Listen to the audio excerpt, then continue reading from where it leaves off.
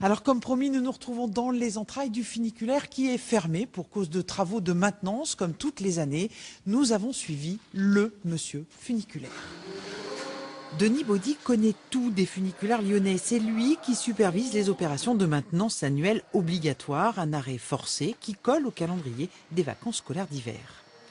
Là, ici, nous avons donc amarré le funiculaire pour pouvoir démonter le câble. Cette année, le câble qui tracte les voitures doit être changé. Après 3 années et demie de service, le nouveau sera doté d'un culot, une pièce maîtresse fabriquée sur mesure.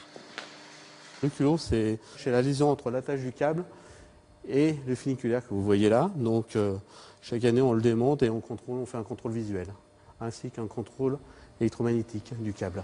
Vérification des voies, des voitures, de leur système de freinage, tout ce qui entoure la sécurité des voyageurs et le respect des normes en cours fait l'objet d'une minutieuse inspection, et ce, sur l'ensemble du parcours.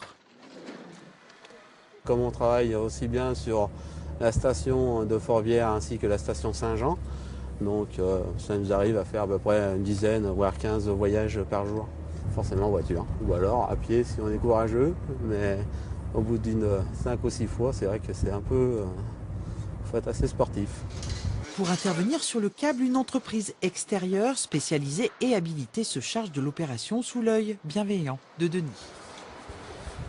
Salut Christian. Ça va Denis? Et toi? Donc on va faire commencer à attaquer les pissures, je t'attendais un peu pour voir ça. D'accord.